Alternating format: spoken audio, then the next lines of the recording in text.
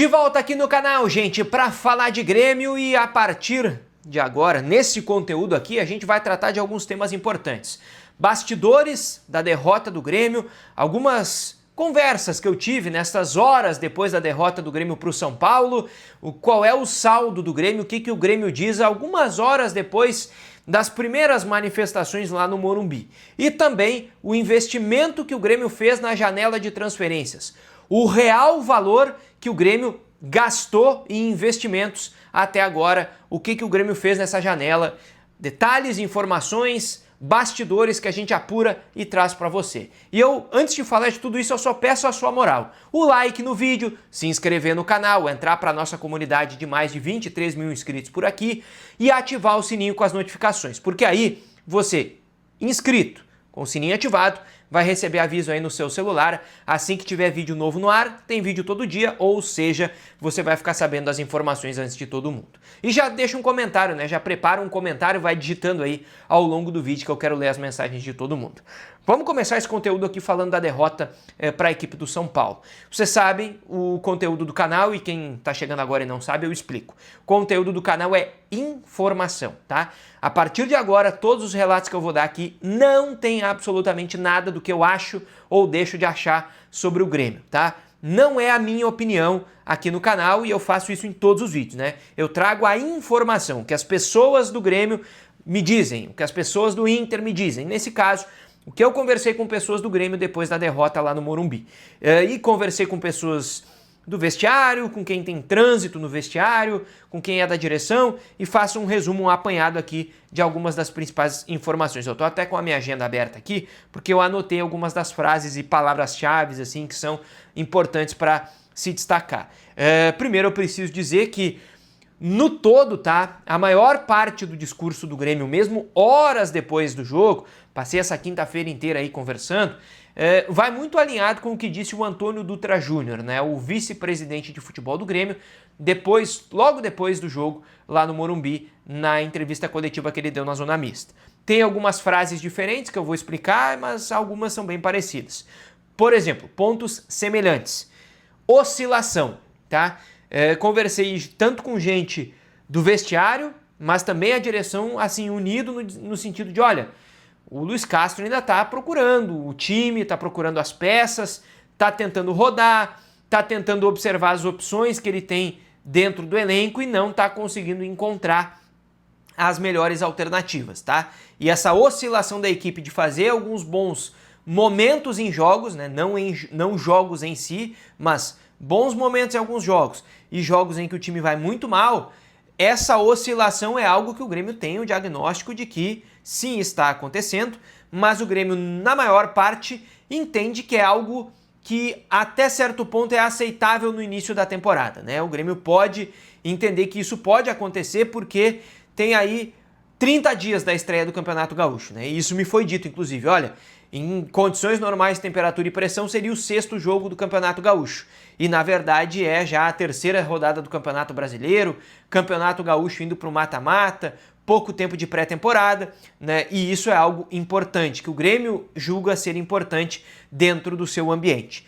Além disso, né, essa mudança do ambiente, das pessoas do ambiente, do protocolo, né, dos processos do dia a dia e de elenco, de uma parte do elenco pelo menos, né? Aí muita gente vai dizer, bom, mas o time que começou o jogo contra a equipe do São Paulo tinha muita gente que começava os jogos do ano passado, né? E eu fiz esse questionamento inclusive, né? Olha, o argumento rebatido é esse.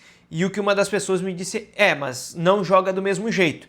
Os jogadores não tem que correr da mesma forma como era com o técnico Mano Menezes. Mesmo se o time entrega a bola para o São Paulo dentro do Morumbi. Não são as mesmas instruções, é um outro tipo de trabalho.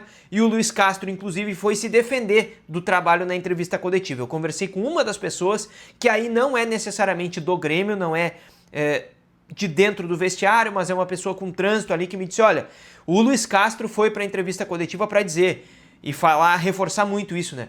Eu trabalho 14 horas se precisar. O meu trabalho é o que me sustenta, no sentido de ele confia no trabalho dele e foi isso que ele foi mostrar na entrevista coletiva, de uma pessoa próxima dele. Então, assim, esse é mais ou menos um resumo que dá para dizer do que eu ouvi de pessoas do Grêmio, ouvi e li, né, porque algumas mensagens foram trocadas também sobre esta situação. E eu fecho aqui com uma frase que para mim é uma das que mais vale a pena de ser destacada. Uma das pessoas com quem eu conversei me disse, olha, o que o torcedor viu, nós vimos também. Essa pessoa me fez questão de dizer isso, me parece muito uma mensagem a ser passada no sentido de, olha, o torcedor reclamou várias coisas nas redes sociais, né? Mas falou muito de competitividade. E isso, o que o torcedor viu, nós vimos também. E esse é um recado que me parece que a direção passa através da imprensa, através de mim, para o torcedor, porque é isso que eu sou, né? Como órgão de imprensa, como agente de imprensa, um canal que liga você que está aí acompanhando o vídeo com quem está lá dentro, no dia a dia, no vestiário, na direção. Que é o que o torcedor viu, nós vimos também. Então o Grêmio está pelo menos passando para fora do CT, para fora do estádio, para fora da arena, esse discurso, esse tipo de mensagem. Além disso, eu quero falar aqui do investimento do Grêmio na janela de transferências. Eu fiz esse cálculo junto com o Jeremias Werneck, com o João Batista Filho, e eu trago esse cálculo aqui. A gente falou um pouco nos setoristas e eu trago esses números também. Estou olhando para baixo porque eu estou com a minha agenda aqui, ó, tem muita coisa anotada e eu prendi a folha aqui com a fitinha, ó, a agenda da DBI, parceira lá do canal Setoristas, tá? Porque a gente fez um levantamento das contratações do Grêmio e o valor investido, e eu preciso dizer aqui, antes de qualquer coisa, tá? Esses números que eu vou passar a partir de agora, eles não levam em consideração, tá? Salários do jogador, luvas, bonificação, metas, produtividade, nada disso, tá? O que a gente leva em consideração nesse cálculo aqui é única e exclusivamente o chamado transfer, o dinheiro que o Grêmio dá num clube para contratar um jogador.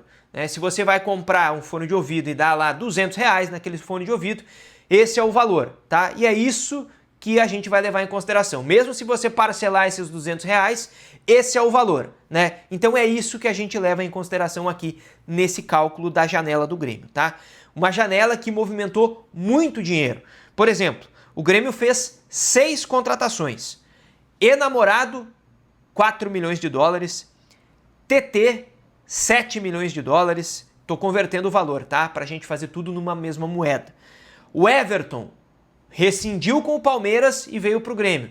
O valor de luvas é diluído ao longo do salário. Então, nesse caso aqui é zero, tá? Porque o Grêmio não pagou nada ao Palmeiras para contratar esse jogador.